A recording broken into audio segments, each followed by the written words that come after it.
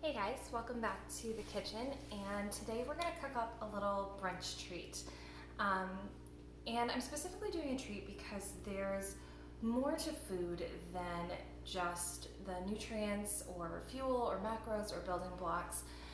Food is also part of our emotional connection and part of our emotional lives. If you think about it, there's there's foods that you associate with certain things that you have memories about that become really important to you.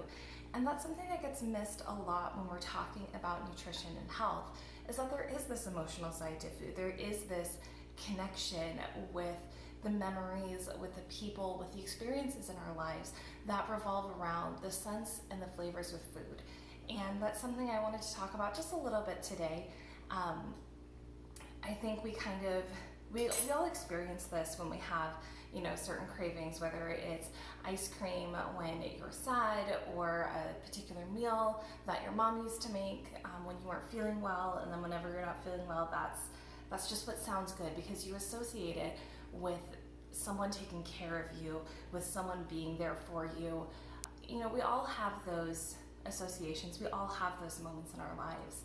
And when we're looking at food, how often do we really think about that side of it? How often do we really think about, okay, this is why I'm wanting this particular food, or this food has this meaning in my life? It's something that's not really talked about a lot. I was really fortunate to have an instructor at my master's program who does a ton of work specifically around this topic of our emotional landscape with food, our memories, our connections to food, to flavors, and how those impact the food decisions that we make on a daily basis. And so I don't want to dive too deep into that, because otherwise I'll just end up talking to you for like 20 minutes straight and we have food to make. But I wanted to share this little breakfast treat, and I'm recording this on a Sunday. I'm not sure it'll get posted on a Sunday, but every Sunday morning growing up, or almost every Sunday morning, my dad would always make breakfast. And those were just really special mornings because, first of all, he made amazing breakfasts, and it was always kind of a treat breakfast. So we'd wake up on Sunday morning and we would smell, pancakes or waffles or coffee cake or anything like that my dad made. And it was always just a really special memory. And so I'm making brunch today, a little bit of a brunch treat, kind of honoring that tradition and that memory. And so what we're making today is we are going to do a pumpkin spice French toast with a maple pumpkin cream cheese topping. Yes, I know, it's a sugar bomb, it's a carb bomb, and it's gonna be delicious, and I can't wait. So we're gonna dig in. What I've got here in my bowl is this is about a third cup, it's a couple ounces of cream cheese. Probably way too much topping for the amount of French toast that I'm going to make because it's just me, but this is the chunk that I cut off, so this is what we're going to use. And I can always find uses for the leftovers. I mean, it's pumpkin and cream cheese. I can find uses. So we're going to start with this, and then what I've got here is a little bit of vanilla, and so we are going to put just a splash of vanilla, maybe like half teaspoon, quarter teaspoon, not a lot, just enough for a little bit of flavor. And then I want to take the maple syrup, and I just have a nice grade A amber maple syrup, organic, all that kind of fun stuff. You can do honey or molasses. I'm doing maple syrup because the maple flavor just goes really well with like fall and pumpkin and everything like that. And so again, I'm just going to do a little splash of it, probably again like a teaspoon. I don't want a lot because I don't want this to be super sweet. Yeah, just like a teaspoon of maple syrup, not a whole lot. And then I have a gorgeous little farmer's market find. So this is from Carolyn's Classics here in Arizona. And this is a delicious pumpkin butter that they have, just a little seasonal fall treat. And so we're going to use that in making our cream cheese. And I'm just going to take a spoon. I'm going to scoop some out, probably a couple tablespoons, because we really want to get that nice pumpkin flavor in there. All right. And then gonna mix this up.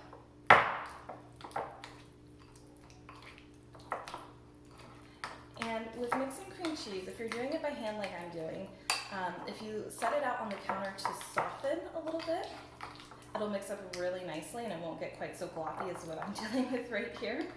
So I didn't set mine out on the counter long enough, so it's not super soft or necessarily easy to mix. But if you have an electric mixer, which I do not, you can use an electric mixer to whip this up and you'll get this really nice little creamy, pumpkin-y, delicious topping. So I'm gonna mix this up, try to get most of the lumps out. It's gonna be a little lumpy because, again, I don't have a beater, an electric beater to really make it smooth. But as you can see, we are transforming this to a nice pumpkin cream cheese. I'm gonna take just a little taste. It's really good. It's nice, it's pumpkin-y. It's got that tang from the cream cheese that I really like. So this is gonna be a great little topping for our pumpkin spice French toast. So now that I'm done mixing that up, I'm gonna pop it in the refrigerator so that it stays cold, and then it'll kind of like melt just a little bit onto the French toast. It's gonna be delicious. So we're gonna make that French toast here next. All right, so now we're gonna get to the making of the French toast. And I've got this little container here. This is gonna be for my egg wash. And I've got these wonderful eggs from Farmy, again, here local to Arizona. They do some really wonderful duck and chicken eggs, and they just started coming back to the market, so lots of fun new vendors are showing up. Part of why fall is amazing. And so we're just gonna take the egg, crack it in there. This is gonna be the egg wash for our bread. We're just gonna set that aside. I'm also gonna take some heavy cream.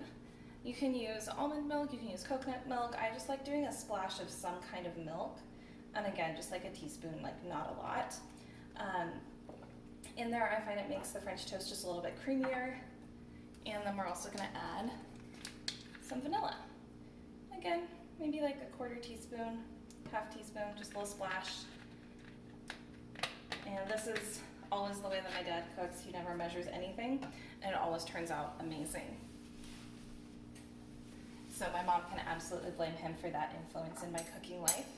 And then I'm also gonna add a little bit of pumpkin pie spice, just a little bit. Mine doesn't have a shaker on top, so I'm just gonna tap here until I get a nice little dusting.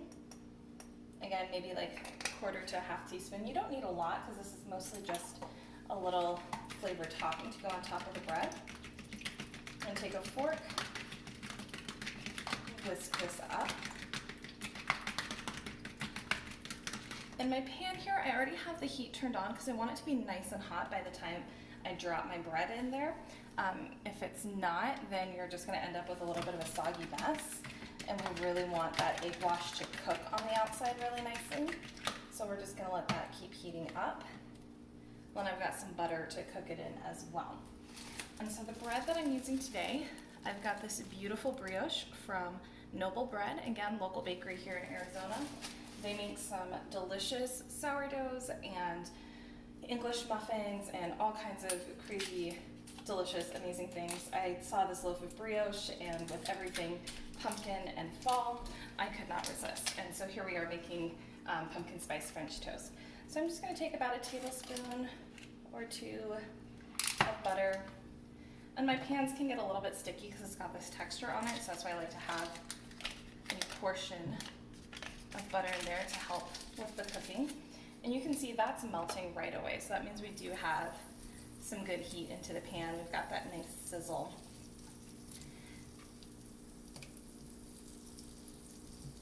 We're just gonna let that melt.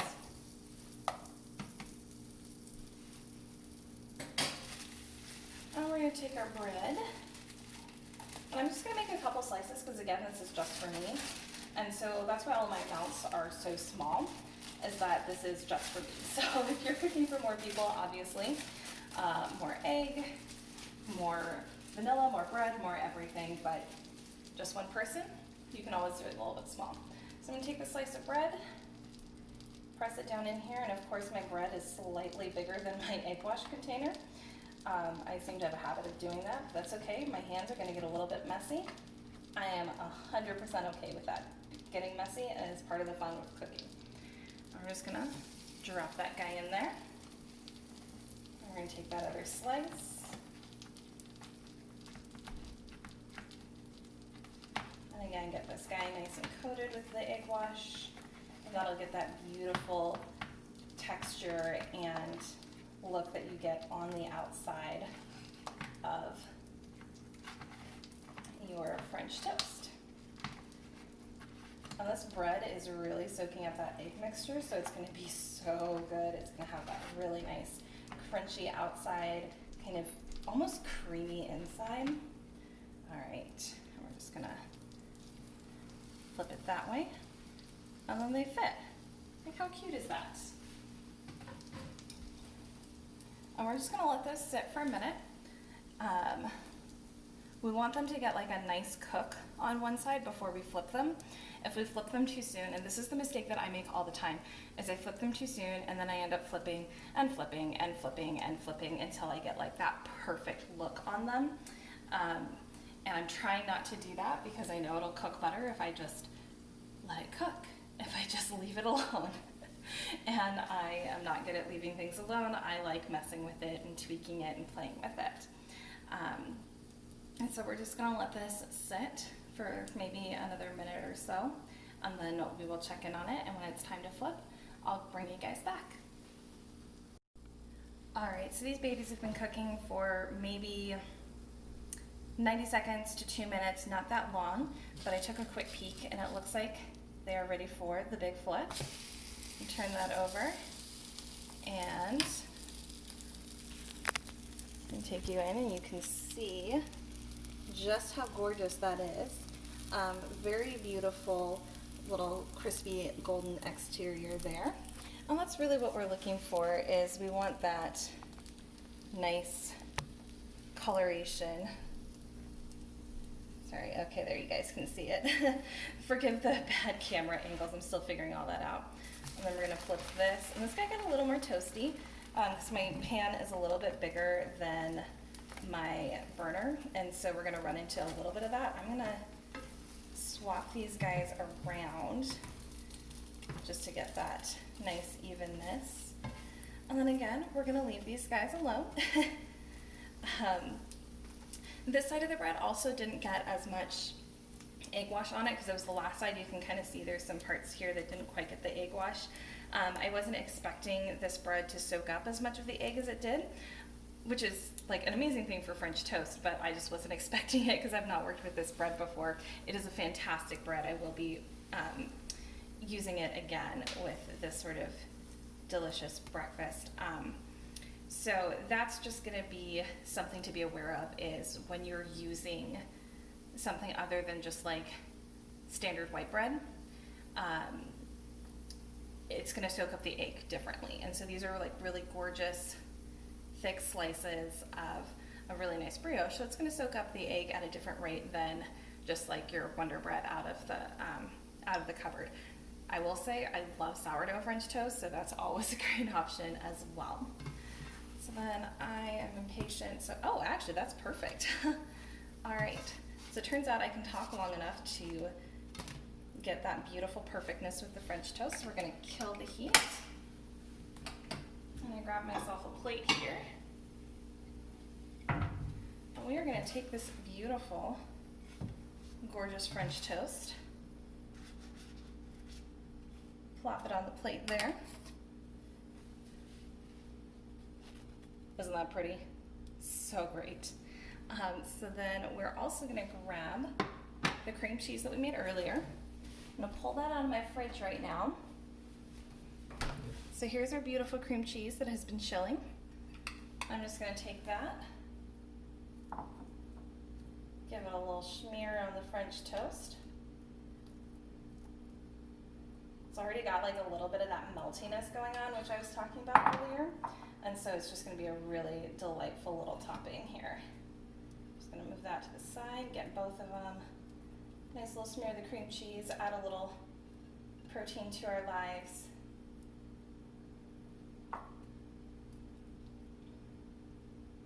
It almost looks like peanut butter, which you could put peanut butter on this and it would be absolutely delicious. And there you go. Pumpkin cream cheese, pumpkin spice French toast. And that is our little brunch, a little homage to the Sunday brunches that my dad used to make for us. And just, this week kind of think about your own food life. Think about maybe some of those memories that you have with food. What are the special moments in your life and what are the foods you associate with them? And think about that when you're tempted to beat yourself up for wanting certain foods, or if you're kind of feeling that pressure of the diet culture, really look at the emotional side of it and think about what's going on there, what's happened in your past, what's happening in your present that's pulling you into that moment with food. And we're just talking about awareness. There's not really a right or a wrong when it comes to that emotional connection to food. So don't be tempted to be like, oh, well, I only ever want this food when I'm sad, so there must be something wrong. Look at it as, oh, this is a food that brings me comfort when I am sad. And why is that? What's the emotional connection to that food that I'm really drawing the comfort from? Oh my gosh, self-analyzing with that and see what you can discover about yourself, about food, and about how that influences the choices that you make with your food. And try to do it non-judgmentally. Try not to assign a value of good or bad, but just bring awareness to it. Just notice what's going on with that. Thank you so much for hanging with me. I'm sorry about the bad camera angles at times. I think you'll probably see like a flash of like my whole hand over the screen there, and I'm sorry about that. But hopefully you enjoyed this little journey. This is a really delicious meal and I can't wait to get to it. So I will talk to all of you later.